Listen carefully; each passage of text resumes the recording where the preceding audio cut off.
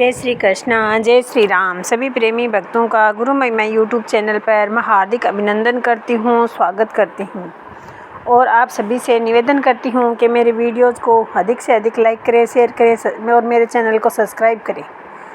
मैं आप लोगों के लिए आध्यात्मिक और योग से जुड़े हुए, मेडिटेशन से जुड़े हुए वीडियोज़ लेकर आती हूँ। योग का हमारे जीवन में बहुत ही अधिक महत्व है।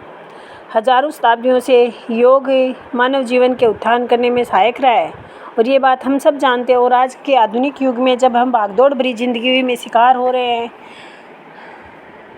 तनाव के, माइग्रेन के और अनेक तरह की बीमारियों के, तो उसमें योग है वो एक बहुत ही संबल सहारे के रूप में काम आ रहा है। आज हमारे जीवन में योग के लिए बहुत अधिक जागरूकता की ज़रूरत है। प्राचीन भारतीय दर्शन में भी योग अभ्यास से शारीरिक, मानसिक और आध्यात्मिक लाभ के लिए कई तकनीकों द्वारा प्रयोग किया जाता था। पर आज के ज़माने में हम लोग शरीर की जकड़न, सुस्ती, कमजोरी, इन सब को दूर करने के लिए योग करते हैं और वो हमें तुरंत लाभ देता है। चाहे प्राणायाम करें, चाहे श्वसन संबंधी जितनी भी तकनीकें हैं, उनमें स्वास्थ्य, रोग प्रतिरोधक क्षमता बढ़ाने के लिए हम इनका प्रयोग करते हैं। शरीर में वजन को कम करने के लिए या बढ़ाने के लिए भी हम योग करते हैं। मन की शांति और तनाव को दूर करने में भी हम योग करते हैं। मेरा कहने का मतलब है कि चाहे एकाग्रता हो, ध्यान मजबूत होकर जागरूकता हो, आत्मसम्मान में प्रगति हो, सब में योग है वो बहुत अधिक सहायक है।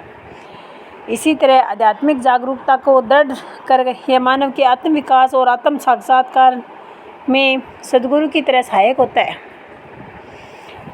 यह हमारे पारिवारिक संबंधों को भी मजबूत करता है। पतंजलि के योग सूत्र में हमारी चित्त की वृत्तियों को रोकने का एकमात्र साधन योग ही बताया है। अतः मैं सबसे कहूँगी कि इस समय हम लोग मेडिटेशन, ध्यान, योग, जो भी हम जिन जिन नामों से जानते हैं, आध्यात्मिक जागरूकता से अधिक जुड़ें और अपने जीवन को तनाव से, बीमारियों से, सबसे दूर करके एकदम मन प्रसन्नचित्त और निश्चल मन को पाएं। और ये तभी संभव होता है जब हम अपने मन और इंद्रियों पर नियंत्रण कर सकते हैं। और इंद्रियों और मन पर नियंत्रण तो योग द्वारा ही होता है। हमारे सद्गुरुदेव जी कहते हैं कि तत्वदर्शी की शरण में योग का व्यावहारिक ज्ञान संभव है, जो मन को आत्म चेतना के साथ जोड़ना सिखाकर चित्त को स्थिर करते हुए योग मार्ग को प्रशस्त करता है। और गीता में भी समय के तत्वदर्शी भगवान श्री कृष्ण ने कहा है कि योग है कर्मों का कौशल। और आगे उन्होंने ये बताया कि मन और इंद्रियों पर नियंत्रण योग से संभव होता है। मन को जोड़कर ही प्रभु कुशलता से हमें प्रभु के नाम में हम एकदम से तन्मय हो सकते हैं।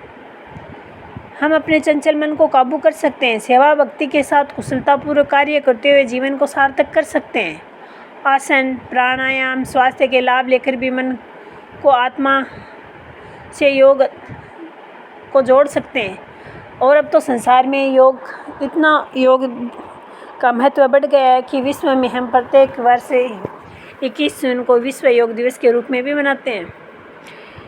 योग है वो हमारे जीवन की सारी समस्याओं का समाधान निकाल सकता है, अगर हम सच्चे मन से उसमें एक निष्ठा के साथ उसका प्रयोग करें तो। और आत्म साक्षात्कार का ये अंतर्मुखी अनुभव अत्यंत सुखद होता है, जिसका बखान नहीं किया जाता। और इसके बारे में कहा गया कि नाम रूप कत कहानी समझते सुखत बनारत बरखानी।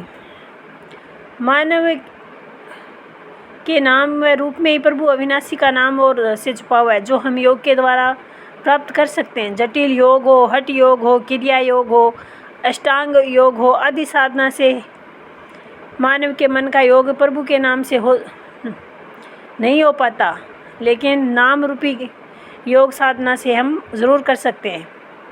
और हमारे सनातन धर्म में तो गुरु की महिमा अनंत क्या है। कहते हैं कि गुरु को कीजिए दंडवत कोटि कोटि प्रणाम, कीट न जाने भृंग को गुरु कर ले आप समान। अर्थात भृंगी जो कीट होता है वो हर कीड़े मकोड़े को अपने समान कर लेता है। गुरु भी ऐसे ही है, चाहे उनकी शरण में कैसा भी शख्स आए, चाहे वो निर्बल हो, धनवान हो, पढ़ा लिखा हो अनपढ़ हो, जाति पाति कुछ नहीं, वो सिर्फ अपने शिष्य को देखते हैं, उसकी भावना को देखते हैं, उसके भक्त को भाव को देखते हैं और उसे अपने समान कर लेते हैं फिर वो। अतः समय के सद्गुरु की शरण में आकर के और अपने जीवन को आध्यात्मिक ज्ञान से ओतप्रोत करना चाहिए। नानक दास जी ने कहा है कि हम आज सनातन धर्म को मानने वाले हजारों तीर्थों पर जाते हैं, पर नानक जी ने बहुत साल पहले कहा था, तीर्थ गई नानका चित चंचल मन चोर, गई थी मेल उतारने 10 मन लाई और। यानी अगर हम तीर्थ यात्राओं पर जाते हैं तो उससे हम स्नान तो कर सकते हैं, एक बार हमारे मन को शांति मिल सकती है, पर जो हमारे मन की चित्तवृत्तियाँ, जो गंदी सोच है, जो अलॉल्स हैं, उनको हम ख़त्म नहीं कर सकते। अतः उसको ख़त्म करने के लिए नानक जी ने कहा है, नाना पंथ जगत में निज निज गुण गावे, सबका सार बताकर गुरु मार्ग लावे। अतः हमें समय के महापुरुष की शरण में आना है और हमें एक हंस की तरह पानी को सार के सिर्फ दूध को ही ग्रहण करना है, हमें एक मोती का ही संग्रहण करना है। और अगर हम अपने पूर्ण सद्गुरु के प्रति निष्ठावान होंगे तो हमें अनेक प्रकार की खुशियाँ की सौगातें वो मिलती रहेंगी। अगर आपको मेरे वीडियोस पसंद आए तो लाइक शेयर सब्सक्राइब ज़रूर करिए। इसी के साथ मैं अपनी वाणी को विराम देती हूँ। जय श्री कृष्ण, जय श्री राम, जय श्री सच्चिदानंद।